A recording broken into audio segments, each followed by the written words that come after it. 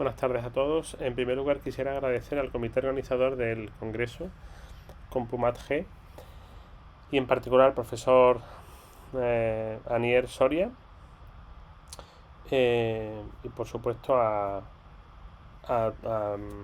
quisiera agradecer al resto de compañeros, ¿no? que habéis hecho posible este congreso. Bueno, mi charla va a estar relacionada con los polinomios ortogonales clásicos y su conexión con el teorema de Favar.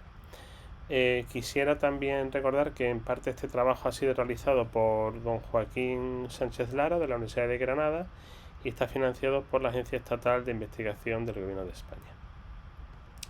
Para comenzar, vamos a dividir la charla, digamos, en tres grandes bloques. El primer bloque va a estar asociado a los polinomios clásicos continuos, donde vamos a tratar una serie de propiedades de dichos polinomios.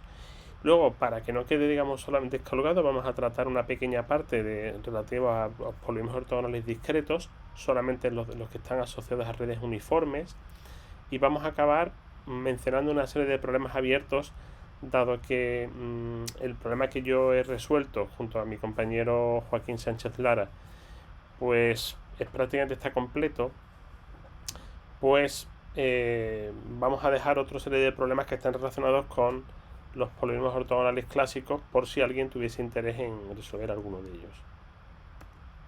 Entonces vamos a comenzar con el primer plato, ¿no? Que es, vamos a ver lo básico, lo fundamental de todas las familias que vamos a ir trabajando, ¿verdad? Entonces, en primer lugar, uno siempre se plantea, bueno, cómo plantear el problema, ¿no? Entonces, lo que vamos a comenzar es, tenemos el conjunto de los polinomios, que suele ser P hueco, y llamamos P', digamos, al espacio de funcionales lineales asociados a ese espacio P, ¿verdad? Entonces, partimos de un funcional que va a ser U, y vamos a dar por hecho, claro, que tenemos una sucesión de polinomios ortogonales respecto a dicho funcional. Eso lo vamos a escribir, como veis ahí, OPSU. Bien, no vamos a suponer que los polinomios son mónicos, sino que el coeficiente líder va a ser A sub n. De manera que damos por hecho igualmente que los polinomios son una familia regular, es decir, el polinomio P sub n tiene grado n, ¿de acuerdo? Nunca inferior a n. Evidentemente estos polinomios pues satisfacen una propiedad de ortogonalidad, que es la que veis ahí en pantalla, ¿de acuerdo? Ponéis P sub n y P sub m.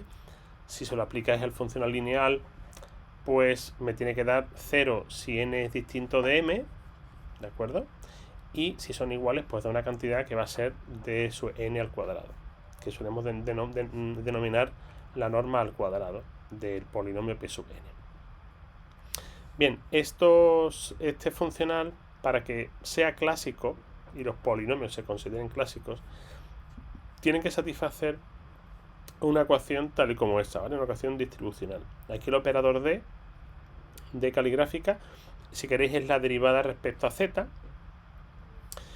y phi y psi son dos polinomios que tienen grados como mínimo 1 para el caso de psi, y el grado de phi es 2, como mucho, ¿de acuerdo? Bien. De hecho, finalmente vais a ver que para todas las familias el grado de psi va a ser siempre igual a 1. Bien. Y ya veis que ahí el operador U es un operador, o sea, es un funcional lineal, no tiene por qué ser una función peso y demás, ¿no? Entonces hay que conocer cómo operar dicho funcional lineal, que es algo que podemos encontrar en cualquier libro sobre distribuciones y sobre funcionales lineales, ¿de acuerdo? Bien, lo que es importante destacar es que como realmente aquí los polinomios P sub n y P sub m pues se multiplican tal cual, entonces es un producto estándar, y por lo tanto multiplicar por z a la izquierda o a la derecha no influye, es decir, da igual hacer z P sub n o P sub n z. De manera que es sencillo ver que z P sub n tiene que ser una combinación lineal de 3 de estos elementos de la familia consecutivos. Por eso se llama recurrencia a 3 términos. Y aquí tenéis cómo calcular los coeficientes a sub n, perdón, alfa n, beta, gamma n y beta n. Hay otras formas de hacerlo, pero bueno, yo en principio me voy a centrar en esas tres. Como veis, estos son los coeficientes líderes de los polinomios y estas son las normas que hemos ido calculando, ¿verdad? Estas cantidades se dan por hecho, bueno, se da por hecho que p sub n de 0 no vale nunca 0, y si fuese 0, pues hubiéramos elegido aquí otro valor de z donde se pudiese dividir, ¿verdad? O sea, la idea es que podamos dividir por el valor que tomemos aquí para el valor de z específico, ¿no? El más sencillo, evidentemente, es z igual a 0. Bien, ahora bien, para casi todos los casos, por no decir todos, para los casos clásicos continuos, pues el funcional lineal admite una representación integral, ¿de acuerdo? Entonces, en principio, pues si yo aplico ese funcional a un cierto polinomio, pues me da siempre un polinomio multiplicado por una función peso por diferencial de z. Y aquí, pues, gamma mayúscula, pues es una curva que está en el plano complejo, ¿no? Generalmente suele ser un intervalo real, pero puede ser una deformación en el plano complejo. Bien, puede ser, ya digo, arbitraria en principio. Entonces, vamos a centrarnos un poco, por simplificar, en los casos en los que tenemos un funcional para el cual tenemos una función peso, ¿de acuerdo? Ya digo, porque en el caso continuo es lo habitual. Entonces, la ecuación de Pearson es la que tenéis ahí, ¿de acuerdo? Entonces, como veis, para que eso se cumpla, pues, dado que phi tiene que tener grado como mucho 2, pues podéis ver que este omega pues se puede calcular para todos los casos, ¿verdad? Es algo relativamente sencillo. De manera que se da por hecho que phi tiene dos ceros distintos, o tiene un cero doble, o tiene un cero simple, o no tiene ningún cero real, ¿no? Entonces, en el caso de ceros distintos son los denominados Jacobi. En el caso de un cero doble se denominan los polinomios de Bessel, que no lo vamos a mostrar hoy, pero están en la literatura. Para un cero simple son el caso Laguerre, y para ningún cero pues sería el caso Hermite. Entonces nosotros vamos a mostrar fundamentalmente el caso Jacobi y Hermite. Y Laguerre. Bien, otro dato fundamental para este tipo de problemas, el de, digamos, encontrar los polinomios, encontrar todas las propiedades que estos tienen y demás, es importante conocer lo que son los momentos del funcional. Se calculan, como veis ahí, calculando el funcional a las potencias de x. Eso da una serie de números que generalmente están acotados y no suelen dar problemas, ¿no? De todas maneras, ya hablaremos sobre eso un poco más adelante. De hecho, estos momentos, dado que se cumple la ecuación distribucional y dado que está la definición, no es muy complicado ver que, de hecho, los momentos también satisfacen una ecuación de este tipo, o sea, una relación de este tipo. Veis que es una relación a tres términos, ¿de acuerdo? Aparece el momento n más 1, el momento n y el momento n menos 1. De forma que yo necesito dos condiciones iniciales, dos momentos iniciales. El momento primero, el m sub 0, suele valer 1, si lo tomamos como una medida de probabilidad, pero puede ser un número que no sea 1, puede ser cualquier otro valor. Y el momento primero, el momento 1, pues será otro valor que nos interese, ¿no? Y a partir de esos dos valores, pues podemos construir todos los demás. ¿Por qué he remarcado el primer valor, el valor principal, si queréis, en verde? Bueno, lo he remarcado porque, como veremos más adelante, estos números pueden o no ser 0. Fijaos que como aparece la n, uno tiene la impresión que ese valor en verde no va a ser 0. Pero nunca se sabe, ¿vale? Podrá valer 0 para ciertos valores de n, o puede que nunca valga 0. Entonces ese dato yo creo que es importante destacarlo. Ahora, para mostrar la ecuación diferencial, bueno, pues como curiosidad, si uno conoce esta propiedad de aquí, ¿verdad? Si se cumple esta propiedad, pues no es difícil, teniendo en cuenta que el grado de phi es como mucho 2 y que el grado de psi es como mucho 1, que si yo le aplico aquí un polinomio de grado m, el que queramos, pues la respuesta va a ser un polinomio de un grado más, ¿vale? Siempre aumentamos en 1 el grado. Lo pongo en negrita porque hay otros polinomios que son los denominados semiclásicos, donde este grado que aumenta depende de cómo sean nuestras medidas, ¿vale? Estos polinomios phi y psi. Uno puede imaginar que eso va a influir claramente, ¿no? Bien, una vez que tenemos esta expresión, quédense con ella. Es decir, la respuesta a este dato inicial es un polinomio que aumenta en 1 por el peso. Si yo lo que hago es poner la derivada del polinomio que yo tengo construido, ¿no? Peso n', ese polinomio tiene grado n-1, es decir, que este de la derecha tendrá grado n.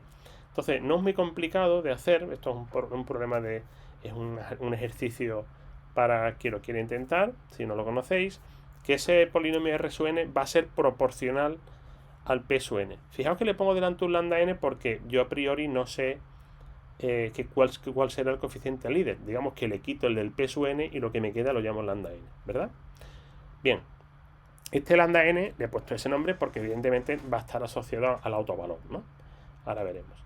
Entonces, de hecho, esa expresión anterior la puedo escribir de esta otra forma. Veréis que yo divido aquí por el peso y obtengo esta expresión. Esto se suele denominar como la ecuación de Stully-Liouville simétrica, ¿vale? Porque como veis aquí está totalmente compactada la expresión. Aquí puede haber puesto d, ¿verdad? Por poner la misma derivada, pero bueno, tampoco pasa nada por utilizar propiamente la derivada.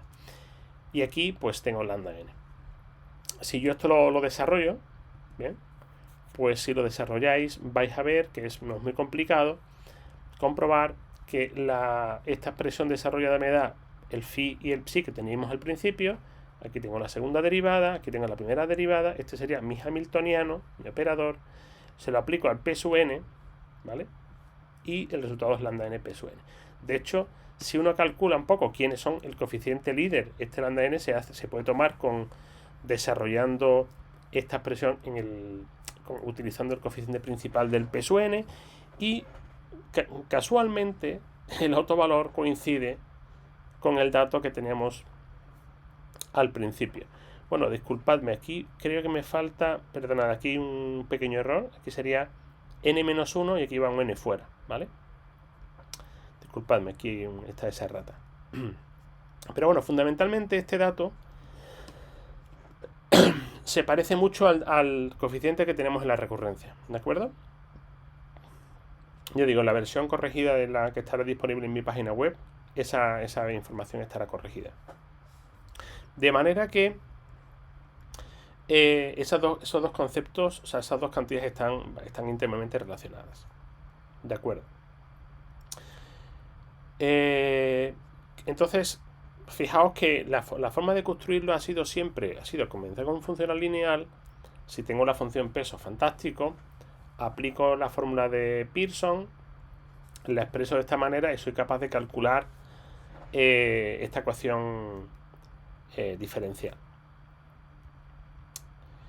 Bien, otro dato importante a tener en cuenta es que las soluciones de estos problemas a las autofunciones de estos hamiltonianos que he mostrado previamente, pues tanto las continuas como las discretas se escriben siempre a través de series hipergeométricas, ¿de acuerdo? Estas tienen esta forma. Aquí tenemos la f de hipergeometría, en este caso para los casos continuos y discretos uniformes. Aquí tenemos una serie de parámetros, r parámetros, aquí s parámetros. Entonces se hace de esta manera, ¿no? Calculo este producto de números arriba, aquí los mismos que están en la parte inferior en el denominador, multiplico por z elevado a k por k factorial. Aquí la clave está en que los números estos se llaman números factoriales desplazados o números de Pochhammer, y ahí tenéis la definición para construirlos. Como os podéis hacer una idea, bueno, estos números no tienden a no ser cero, ¿vale? Ninguno de ellos, o sea, no pueden valer cero para ciertos k, es decir, que estos no pueden ser números enteros negativos, ¿vale? A priori. Pero al final veremos que sí que pueden ser, ¿vale? Pueden ser, pero hay que tener un poco de cuidado a la hora de trabajar con estas expresiones. De hecho, esta es una serie, como veis, infinita, pero claro, como lo que va a pasar es que uno de estos, el A1 generalmente va a ser menos n, pues esta serie va a ser finita, va a acabar en un cierto momento, por eso da lugar a un polinomio. De acuerdo. Ahora, ¿Qué familias van a ser las que vamos a trabajar hoy? Bueno, pues aquí tenéis un esquema de las familias, digamos, para el caso continuo y discreto. Entonces, el caso continuo, como hemos mencionado previamente, está la familia de Jacobi, que es la que está más en la parte superior. Del Jacobi también tenemos el caso Laguerre y tenemos el caso Hermite. Como veis, aquí no aparece el caso Bessel porque eso es ortogonal en el disco unidad, y entonces no vamos a referenciarnos a este, ¿no? A esta familia. Como veis, hay otras familias que son estas 4 que están asociadas a, digamos, al caso discreto y redes uniformes, pero pueden ser también de hecho cuadráticas, ¿no? Como va a pasar con el caso de Wilson y alguno más. Luego fijaos que hay una curiosidad, que hay aquí una serie de familias que le he puesto una F pequeñita. Eso quiere decir que la familia, digamos, no va, solamente se puede definir hasta un cierto grado, ¿de acuerdo? O sea, si empezamos con la función peso, ese funcional, y aplicamos el proceso Gram-Smith al 1, x, bueno, z, z cuadrado, z cubo, vais a ver que para ciertas familias, pues bueno, pues la norma del grado, no sé, 10 da igual a 0, con lo cual yo no puedo construir el polinomio de grado 10 o no puedo construir a partir de un cierto grado. Por lo tanto, son ortogonalidades donde la familia es finita, ¿de acuerdo?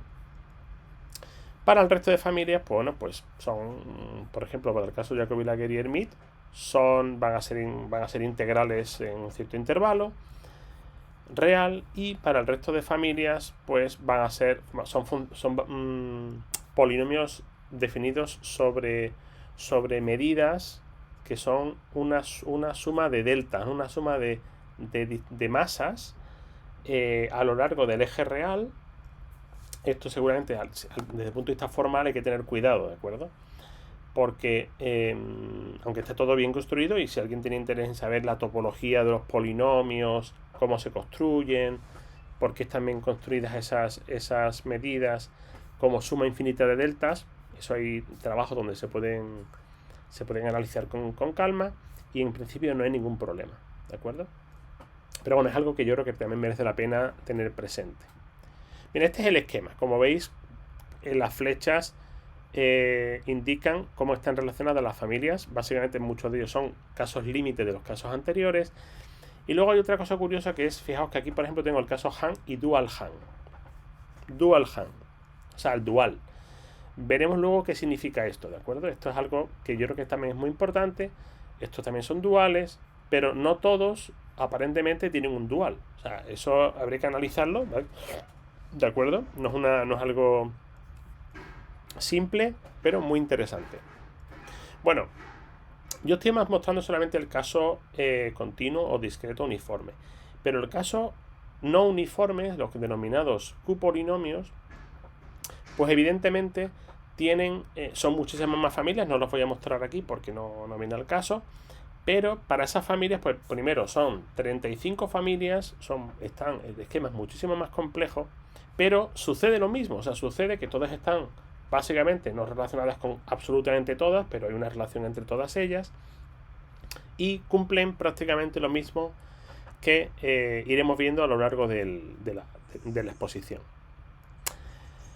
Bien, ahora, el teorema de Favart. Yo creo que este es el punto aquí clave para la charla de hoy, o el primero que podemos considerar importante. Entonces, básicamente, sabemos que todas las familias de polinomios con un funcional, o sea, un funcional lineal estándar, o si queréis, si lo que tenemos es un producto interno estándar, ¿de acuerdo? Que multiplicar por z no afecta fundamentalmente en el cálculo, pues siempre vamos a tener una recurrencia a 3 términos, tal como esta. Y claro, lo que sucede es que pues aquí hay una serie de coeficientes donde el más importante, como veis, porque depende de la norma, aunque este también depende de la norma, pero este es el clave, es gamma n. Entonces, el teorema de Favart lo que nos dice es que siempre y cuando gamma n, o sea, si tenemos una recurrencia tal y como esta, y lo que sucede es que todos los gamma n son distintos de 0, Entonces siempre podemos definir un funcional de momentos, que hemos denotado como L, de tal forma que los polinomios son ortogonales respecto a dicho funcional de momentos. Es decir, que se tiene esta propiedad y Hn en principio no es 0 porque todos los números son distintos de 0. De hecho, si uno hace un poco la cuenta, no es complicado de ver que Hn suele ser el producto de los gammas. O sea, gamma 1 por gamma 2 por gamma 3, de forma que si Hn no es 0 es porque los gammas no son 0. Pero claro, aquí lo que pasa es que puede suceder que algún gamma pueda valer 0, y ahora lo vamos a comprobar, ¿de acuerdo? De manera que esto digamos, funciona muy bien siempre y cuando los gammas no sean 0, que es en la mayoría de los casos. Ahora, Favart también dice que en el caso de que los gamma n sean positivos, pues entonces el funcional de momento admite una representación integral cuyo peso es un peso positivo. Y eso es muy bueno, ¿verdad? Porque si el peso es positivo, pues hay un montón de propiedades que podemos utilizar del álgebra lineal para aplicarlos a los polinomios ortogonales. Pero bueno, eso es otra historia, y si alguien tiene interés, pues por supuesto que lo busque y se documente. Entonces este teorema es muy importante. Y ya digo, a nosotros, a Joaquín Sánchez Larra y a mí, lo que nos interesaba era qué sucedía si alguno de estas normas, porque claro, alfa no puede ser 0, los alfas no pueden ser 0, todos estos números son distintos de 0, pero una norma sí puede valer 0. Entonces, si esta norma vale 0, ¿qué puedo hacer? ¿No? ¿Qué puedo hacer? Pues en principio, lo que primero que tengo que decir es que mi secuencia de polinomios va a ser finita. O sea, yo no puedo definirlos para todos los grados, siempre y cuando mi funcional de momentos esté claramente definido, ¿de acuerdo? Y eso va a ser el caso porque tengo los polinomios. Entonces, ¿qué podré hacer? ¿Qué puedo hacer si eso pasa? Y ya digo, va a pasar. Pues vamos a analizarlo, ¿no? Entonces, lo que Joaquín y yo demostramos fue, ahí tenéis la referencia por si alguien tiene interés en documentarse, es que vamos a dar por hecho que yo tengo un cierto valor n mayúscula para el cual el gamma n vale 0, es decir, que la norma nésima vale 0. Entonces yo puedo definir dos funcionales de momentos, uno lo vamos a llamar LD porque va a ser finito, ¿no? Discreto, y otro L1, de tal forma que si defino un funcional de momento, un funcional bilineal, una forma bilineal FB, que está definido de esa manera, como veis, la f super n es la derivada nésima, pues la secuencia de polinomios hasta un cierto grado m es ortogonal respecto a este funcional bilineal, donde de hecho, claro, si los dos índices son menores que n mayúscula, pues claro, esta parte va a ser 0, ¿no? Entonces solamente se aplica la primera parte y me va a dar la norma que tenga definida para estos polinomios, y si superan el n y llegan hasta m-1, pues dependerá de este L1. Entonces, por cierto, todo está perfectamente definido. Es decir, yo puedo decir quién es el LD explícitamente, yo puedo decir quién es el L1 explícitamente, y aquí, pues, digamos, es un primer problema que no está totalmente resuelto. Es decir, hay familias para las cuales no se conoce cuánto vale L1, fundamentalmente. ¿De acuerdo? Luego podré hacer una pequeña, dar una breve razón de por qué eso es así, pero ese es el caso. Bueno, por cierto, claro, ¿por qué he puesto m? Porque puede suceder que esto solamente, la norma pueda valer 0 solamente para un valor. Pues entonces el m que yo he puesto ahí sería infinito. O sea, serían todos los polinomios a partir de n mayúscula cumplen la segunda condición. Por lo tanto, tengo la familia definida para todos los grados. Pero puede suceder que tenga otro m donde la norma mésima valga 0. Con lo cual yo aquí podré llegar hasta ese grado. Pero podrá volver a aplicar el teorema y podrá seguir calculando un nuevo funcional L2, ¿de acuerdo? Y construir este proceso, digamos, hasta el grado que yo necesite para tener todos los grados de mis polinomios. Pero claro, cambio el funcional con el que estoy trabajando. Pero bueno, es algo posible de hacer, o sea, no hay ningún problema. Si acaso el único problema podría ser el caso en el que haya infinitos valores para los que la norma vale 0. Uno puede pensar, para el caso discreto eso no puede ser. Y Están las familias por ahí escritas, las podéis buscar y efectivamente solamente puede valer 0 para un número finito de casos. Pero para el caso de redes no uniformes, o sea, cupolinomios, pues puede pasar infinitas veces. Y entonces eso es un problema. Pero bueno, eso es otra historia. Si alguien tiene interés, le puedo contar en algún momento. De manera que el teorema de Favar de esta manera me garantiza que yo puedo definir la ortogonalidad para todos los grados, para cualquier familia, sea como sea, y sé cómo hacerlo. No he dicho quién es el LD. El LD, básicamente, y si uno se hace un poco la idea, va a estar asociado a una curva, a una fórmula de cuadratura sobre los ceros del polinomio P sub n mayúscula. Insisto, si alguien quiere buscar más información, hay mucha documentación al respecto. Fíjense que yo aquí no estoy indicando si el peso es positivo, si no es positivo, yo tengo un funcional. No me importa cómo sea el funcional que yo tenga. Bien, entonces en ese trabajo que aparece aquí abajo, pues está resuelto fundamentalmente el caso discreto, porque el continuo ya se resolvió hace ya un tiempo, ¿no? En el año 95 o quizá un poco antes, si no recuerdo mal. Bueno, aquí pongo el caso Jacobi y Laguerre para que vean ustedes lo que sucede. Entonces aquí he puesto la expresión del polinomio P sub n del caso Jacobi. Veis que alfa y beta son los dos parámetros que tiene mi familia, z es la variable y n es el grado. Entonces esta es mi expresión, es una 2f1. Entonces damos por hecho que alfa más 1 no puede ser un entero negativo, pero, claro, de hecho, mírenlo, o sea, yo puedo, si mi alfa o mi beta es un entero negativo, efectivamente mi gamma puede valer 0, ¿no? O sea, si por ejemplo alfa valiera menos 4, pues para n igual a 4, o sea, gamma 4 valdría 0. Pero solamente para dos valores, ¿no? Para el alfa si es un entero negativo y para el beta si es un entero negativo. O sea, dos veces como mucho. De acuerdo. Ahora, pueden comprobar que los denominadores no pueden anularse porque están asociados a la normalidad de la familia. Es decir, si uno de estos valores vale 0, entonces mi polinomio no tiene el grado, el polinomio n no tiene grado n. O sea, esto no puede anularse nunca. ¿De acuerdo? Como decía, el caso alfa un entero negativo, bueno, pues si uno tiene cuidadito y no toma alfa más 1, si alfa fuese, por ejemplo, menos 4, pues claro, aquí sería menos 3. Y entonces uno dice, uy, pues tengo un problema. Entonces, si pone menos 3 más epsilon, y aquí tiene también menos 3 más epsilon, n, bueno, se puede comprobar que se puede arreglar. Bien, pero bueno, eso lo dejo ahí por si alguien quiere intentarlo. Creo que es un programa muy interesante. Entonces lo que se encuentra es una factorización del polinomio en dos trozos y es una cosa muy, muy interesante realmente.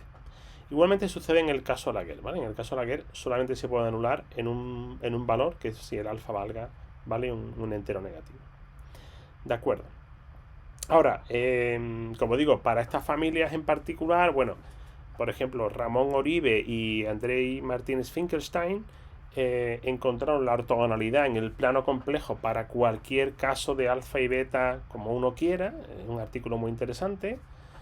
Si no recuerdo mal, del año 2007 o 2006 quizá, aproximadamente. Es muy interesante, muy bien escrito, con mucho detalle. Y el caso Laguerre, pues creo que es también por el mismo estilo, pero no están hechos por otros autores. ¿De acuerdo?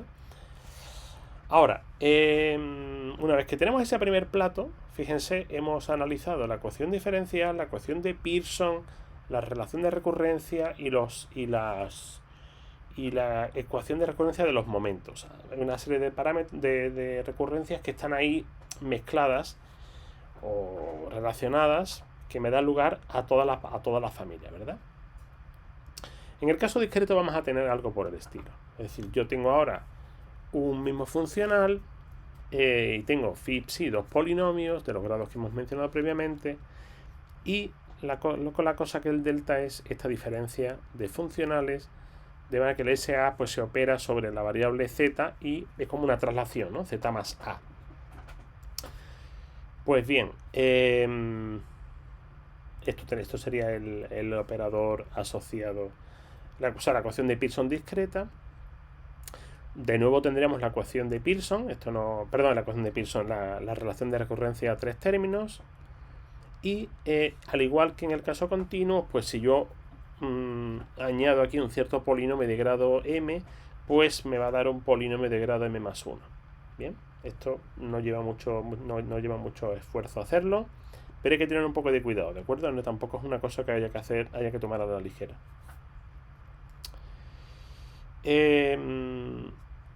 Igual, si yo aquí lo que hago es que a mi polinomio p sub n lo cambio y pongo delta p sub n, ¿vale? Este polinomio podéis ver que tiene grado n-1, entonces el resultado es de grado n, ¿no? Y aquí, bueno, aquí hago igual, defino el operador nabla como s0 menos s-1, y igualmente se puede comprobar, no es una tarea muy simple, pero bueno, no lleva un cierto grado de complejidad, pero se llega igual a que Rn es un cierto número por p sub n de z. A partir de ahí, entonces, uno deduce que la ecuación, de nuevo, de tipo Liouville discreta para el caso de los polinomios clásicos discretos. Fíjense que yo aquí pongo siempre el operador siempre a la derecha porque no tengo, digamos, la función peso. En el caso de que yo tuviera la función peso, pues sería muy simple. Yo divido por el peso aquí a la izquierda, ¿verdad? Y entonces me queda la ecuación muy sencilla. Bueno, igual de sencilla, pero quizá algo más sencilla de manejar. Y a partir de aquí igual construyo. Discúlpenme, pero aquí sucede que este dato es un poco diferente al que aparece ahí, ¿vale? Sería n-1 aquí n-1 delante y un n fuera, si no recuerdo mal. De manera que, de nuevo, el coeficiente, el autovalor y el coeficiente principal de la recurrencia de los momentos están íntimamente relacionados. Bien. Entonces esto uno siente que está escuchando lo mismo de nuevo, ¿no? La misma cosa. Entonces, en resumen, lo que tenemos son, primero, la ecuación en diferencias del problema, ¿vale? Tenemos también la recurrencia a tres términos, que como veis aquí estoy utilizando el operador n para indicar que me estoy moviendo en la variable n, no en la variable z. Bien. Y por supuesto tengo la ecuación asociada a los momentos. Bien, aquí he puesto lambda n, no sería lambda n, aquí hay una pequeña diferencia, disculpen por ese despiste, ese error. Entonces, como digo, lo corregiré en las transparencias que pondré en la página web. Aquí, como ven, en los momentos lo he definido a través de estas potencias, ¿no? Estos son los números de Pohammer igualmente, o los factoriales desplazados sobre el dato x. O sea, esto es un polinomio de grado n y no hay ningún problema. De modo que esto es muy importante. Como ven, aparece siempre esta estructura de datos y a partir de la cual podemos deducir, pues, una serie de información de los polinomios. Claro, cada familia, pues habrá familias donde esta cantidad será muy simple, ¿no? Igual que sucede con los coeficientes de cada recurrencia. Casos donde, por ejemplo, estos datos serán valores muy elementales, y otros casos donde tendré todo tipo de datos, ¿no?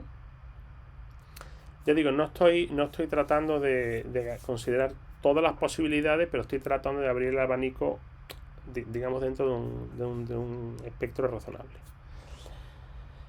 Entonces, una vez que hemos considerado los casos continuos con todos sus detalles y el caso discreto, vamos a acabar la charla de hoy hablando un poquito sobre los tres problemas abiertos que yo considero cuatro problemas bastante importantes, ¿no? Entonces, el primer problema es el problema de los momentos. El problema de momentos es un problema aparentemente que no parece importante, pero la realidad es que yo puedo tener un funcional y ese funcional es 1. Ese funcional me da lugar a una serie de momentos asociados a ese funcional. Esos momentos pueden estar acotados o no acotados. Si están acotados, fantástico. En mi funcional de momentos está bien definido, puedo construir una sola medida.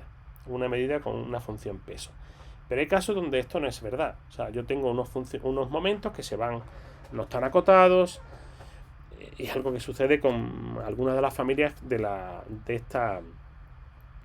estos clásicos, ¿no? Entonces, puede haber más de un peso, hay un solo funcional, pero puede haber más de una representación integral del mismo funcional, ¿de acuerdo? Funcional uno solo, pero puede haber incluso infinitos. Entonces, ahí yo recomiendo, si a alguien le interesa este problema, es muy interesante, le recomiendo la lectura de la tesis doctoral de Jacob Storvald Christensen, de la Universidad de Lund. En particular el trabajo que tiene con Murad Ismail, que es un archiconocido investigador en este tema. Fue el primero que encontraron infinitas medidas, digamos, asociadas al caso de los polinomios de Kullager. Bien, eso como primer problema es muy interesante, ¿no? Muy interesante. O sea, encontrar que hay una mejor o una que represente a todas estas infinitas. Bueno, hay una serie de situaciones muy, muy interesantes. El segundo tiene que ver con los funcionales singulares. ¿Esto qué es? Bien, los funcionales singulares, quédense con esto, tiene que ver con que este dato, ¿no? Siempre nos han dicho que los autovalores asociados al operador, ¿no? Pues no puede ser cero. Pero curiosamente eso no es cierto. Es decir, puede suceder que para grados muy concretos, el autovalor o el valor asociado a este número que tengamos aquí valga cero. Una vez, 3 veces, 7 veces, no infinitas veces, pero puede suceder. Entonces, si eso sucede, entonces el funcional se considera singular en esos valores de n donde esto pasa. ¿De acuerdo? Es difícil encontrar muchos artículos donde se trabajen casos de familias singulares porque se da por hecho que eso no puede pasar. Falso. En ese trabajo del 2002, pues el profesor Juan Carlos encuentra un ejemplo, ¿vale? Un ejemplo de familia donde dicha familia es singular y de hecho deja problemas abiertos relacionados a este tema, ¿no? Entonces, ese artículo es un buen trabajo como punto de partida. Como veis, es relativamente reciente. Bueno, yo sé que 19 años parece mucho, pero no se ha hecho mucho en esa línea, ¿vale? Luego, otro problema interesante es el de la ortogonalidad no estándar.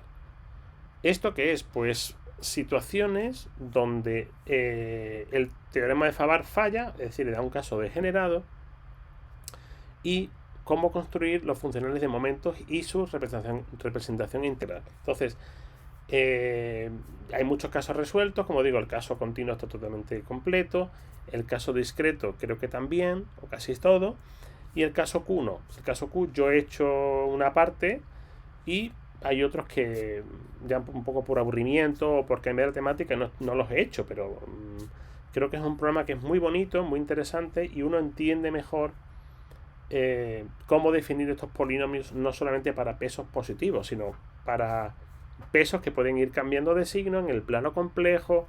Bueno, es una temática muy, muy interesante. Como digo, pongo esa referencia de Teresa Pérez, Miguel Piñar, ¿vale? En el que ellos resuelven aquí el caso de los polinomios de Laguerre, ¿vale? Para parámetros del alfa negativos arbitrarios. Creo que es el caso real únicamente, pero bueno, se puede hacer también el caso complejo. Y es un artículo también relativamente reciente, ¿no? Y a mí quizás el que más me gusta es el de la dualidad, ¿no? O sea, es un problema en el que yo tengo una familia de polinomios que satisfacen esas condiciones y ahora yo busco otra familia Q sub n donde, como veis, digamos, los polinomios en Fn g de z se ven como otra familia nueva en g de n f de z. Si pensáis que digamos, aunque no lo parezca, pero es como si yo pudiese intercambiar n y z, ¿de acuerdo? donde ese cambio no tiene por qué ser n lo cambio por z, z por n, sino puede ser algo un poco más elaborado, ¿de acuerdo? Entonces, yo puedo tener una familia y entonces, por ejemplo, en el caso que hemos comentado aquí, yo si tengo los polinomios de Laguerre que tienen esta recurrencia con gamma n, si yo cambio n por z ahí y z por n, eso debe ser una familia de polinomios ortogonales, pero no sabemos cuál es, o al menos no estoy seguro, quizás fuese los Charlier, otra de las familias que aparecen en la literatura, pero es interesante, ¿no? Igual si lo hago aquí, ¿no? Si cambio n por z y z por n, en mi recurrencia, cómo influye en mi familia, ¿de acuerdo? Entonces, esos 4 problemas son 4 problemas de los tantos que hay que son, yo considero, sencillos, ¿no? Sencillos, y un poco para conocer todo lo básico algebraico. Por supuesto, hay problemas que están asociados con funciones generatrices, con cálculo asintótico tanto en n como en x. Bien, hay infinidad de posibilidades, ¿de acuerdo? Pero ya digo, mi caso, mi interés fundamentalmente era con el caso Favarera que yo podía extender los polinomios, aunque la Gram-Schmidt no me dejase llegar hasta todos los grados, cómo poder reconstruir mi funcional para que eso no fuese un impedimento, ¿no? Entonces en ese caso todo fue posible. Pero bueno, como vemos, hay problemas relativamente sencillos todavía un poco desconocidos, ¿no? O que faltan por completar. Si alguien igual tiene interés, pues aquí otra serie de referencias, hay muchas más, pero pongo 3 uno debería ir a ellas y tirar de las que están asociadas a ellas o las que las citan, por si uno tiene interés en cómo está últimamente el problema. Es muy interesante el paper de Alberto Grunbaum, que trabaja el caso de los procesos de Darboux y el problema biespectral. Este fue uno de los primeros de la ortogonalidad para alfa menos k para el caso de los Laguerre. Bueno, y este es un artículo donde Howard Cole y William Shu y yo mismo pues resolvemos el caso de la ortogonalidad de los polinomios de Al-Salan-Carlitz. Y bueno, yo creo que es un problema bastante bonito. Bueno, esto es un poco lo que quería contar. Espero que os haya gustado, y cualquier duda que tengáis podéis no dudéis en contactar, ¿de acuerdo? Pues muchísimas gracias por vuestra atención.